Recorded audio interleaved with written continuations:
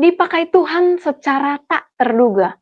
Bacaan Alkitab dari 2 Samuel 20 ayat 22a. Demikian firman Tuhan.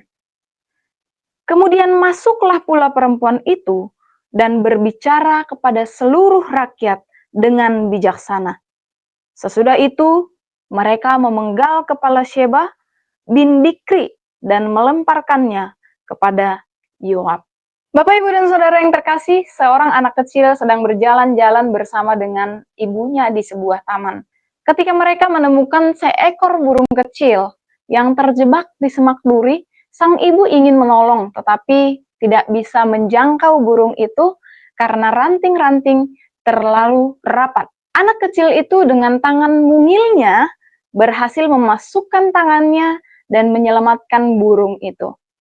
Orang-orang di sekitar tak menyangka bahwa seorang anak kecil yang tampaknya tidak berarti dapat menyelamatkan nyawa seekor makhluk ciptaan Tuhan. Bapak, Ibu, dan Saudara yang terkasih, kadang Tuhan memakai orang yang tidak kita duga. Bukan dari orang yang kuat, terkenal, atau bahkan berkuasa, melainkan mereka yang sederhana tapi bersedia untuk dipakai Tuhan. Ini juga yang kita lihat dalam kisah perempuan bijak dari Abel Bet Maaka dalam 2 Samuel 20.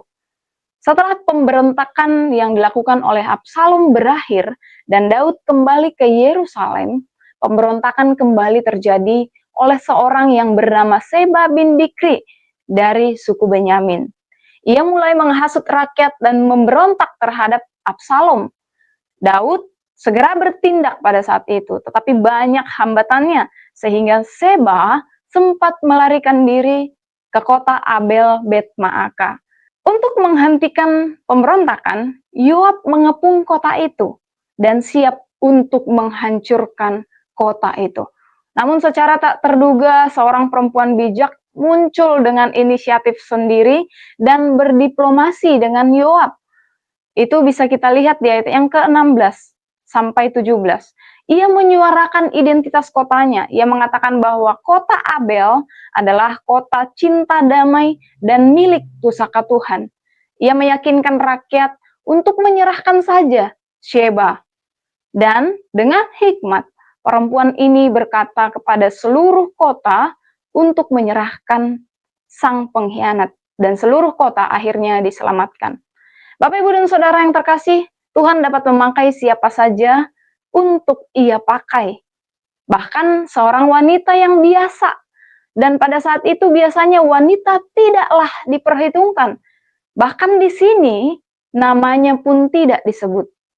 Kepemimpinan tidak selalu datang dari posisi atau pangkat seseorang, melainkan justru muncul dari respon kita terhadap panggilan Tuhan, dan dengan demikian Tuhan akan memberikan kita hikmat. Dan di sini kita melihat hikmat justru lebih kuat dari senjata perang. Yoab membawa senjata, tetapi perempuan ini membawa hikmat. Bapak, Ibu, dan Saudara yang terkasih, mungkin dalam hidup kita ini kita sering merasa tak terlihat. Kita merasa bahwa kita bukanlah siapa-siapa, sehingga kita merasa enggan untuk menyatakan suatu kebenaran. Padahal Tuhan bisa memakai siapa saja untuk melayani Dia. Tuhan bisa memakai anak muda, ibu rumah tangga, orang yang sederhana, bahkan yang tidak memiliki gelar sekalipun. Asal ia bersedia merespon tugas yang Tuhan berikan. Dan dalam menjalankannya berdoalah meminta hikmat. Bukan hanya kekuatan, tetapi mintalah hikmat setiap hari.